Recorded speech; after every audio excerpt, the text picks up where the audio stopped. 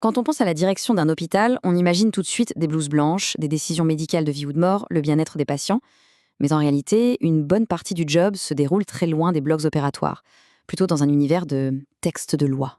Voilà la question qui va nous guider. Parce que aujourd'hui en Belgique, piloter un établissement de santé, c'est un peu comme naviguer dans un océan de réglementation hyper complexe. Et la moindre erreur de cap peut avoir des conséquences absolument désastreuses. Et c'est exactement pour ça que le sujet est si important. Les enjeux ne sont pas juste pour l'hôpital, ils sont aussi profondément personnels. On ne parle pas de petites amendes, non. On parle de montants qui peuvent mettre en danger l'institution, mais aussi les biens propres de ses dirigeants. Bon, alors, plongeons dans le vif du sujet. Il faut voir les hôpitaux belges, qui sont souvent des ASBL, non seulement comme des lieux de soins, mais aussi comme de véritables entreprises. Et elles sont soumises à un cadre légal extrêmement strict. C'est un vrai champ de mine pour celles et ceux qui ne sont pas préparés. Ce qui rend tout ça si compliqué, c'est la superposition des règles. C'est un peu comme des poupées russes. Vous avez le niveau européen qui fixe les grands principes, puis le niveau national belge qui vient ajouter sa couche, et enfin les régions et les communautés qui rajoutent leurs propres spécificités.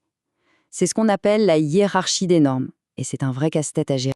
Pour essayer d'y voir plus clair dans cet écheveau, on peut en fait se concentrer sur deux grands domaines qui viennent directement du droit de l'Union européenne. On peut dire que ce sont les deux piliers qui structurent presque toutes les obligations non médicales d'un hôpital. Et ces deux piliers, les voici. D'un côté, on a les marchés publics. En gros, c'est le mode d'emploi qui explique comment un hôpital doit acheter son matériel, des scanners jusqu'aux seringues. Tout doit suivre des procédures hyper strictes pour garantir que c'est juste. De l'autre côté, il y a le droit de la concurrence.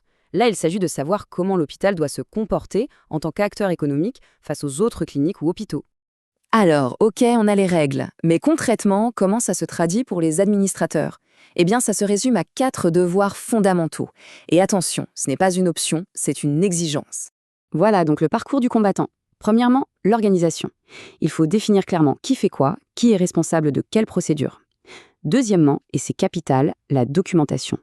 Dans le monde juridique, ce qui n'est pas écrit n'existe pas. La preuve, c'est tout. Troisièmement, la notification. Il faut communiquer avec les autorités, soumettre les bons rapports au bon moment. Et enfin, bien sûr, la formation pour s'assurer que tout le monde, du comptable au chef de service, connaît les règles du jeu. Mais que se passe-t-il si une de ces étapes est manquée? C'est là que ça devient vraiment critique. Imaginez un instant. Un hôpital veut acheter un nouvel équipement d'imagerie super cher, un investissement de plusieurs millions. S'il le fait sans lancer l'appel d'offres public obligatoire, il ouvre la porte à une véritable cascade de problèmes. Le risque se joue en fait sur 3 niveaux. D'abord, administratif, c'est l'hôpital lui-même qui est sanctionné, ce qui peut affecter son fonctionnement. Ensuite, le niveau civil, là c'est la responsabilité personnelle des dirigeants qui est engagée. Et enfin, dans les cas extrêmes, on bascule dans le pénal. Et pour donner une idée de l'échelle, rien que les amendes administratives peuvent atteindre des sommets. On ne parle pas de quelques milliers d'euros, non, on parle bien de millions. C'est un chiffre qui a de quoi faire réfléchir n'importe quel conseil d'administration. Et voilà la phrase qui change absolument tout. Ici, ce n'est plus l'argent de l'hôpital qui est en jeu, mais bien le patrimoine personnel des administrateurs. Leurs économies, leurs maisons. Le point crucial, c'est que la protection que donne normalement le statut d'une société ou d'une ASBA, elle saute en cas de faute grave. Alors, face à cette pression énorme, est-ce qu'il y a une protection? Heureusement, oui. La solution, ce n'est pas d'éviter les règles, mais de les maîtriser.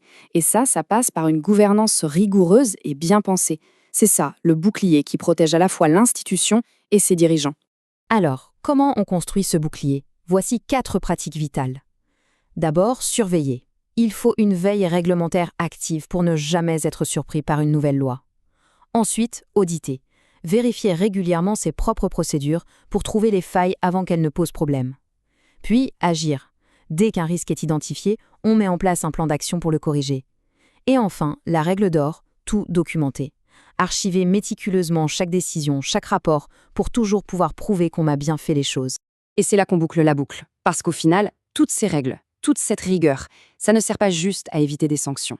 C'est le fondement même qui garantit la qualité des soins, la sécurité des patients et la confiance que le public accorde à son système de santé. En fait, une bonne gouvernance, c'est ce qui permet à la médecine de se pratiquer dans les meilleures conditions possibles. Ce qui nous laisse avec une dernière question à méditer. Toute cette complexité juridique qui est là pour encadrer et sécuriser, est-ce qu'elle sert en fin de compte à protéger l'administration de ses propres risques? Ou est-ce que le principal bénéficiaire au bout de la chaîne, c'est avant tout le patient? La réponse n'est sans doute pas si simple.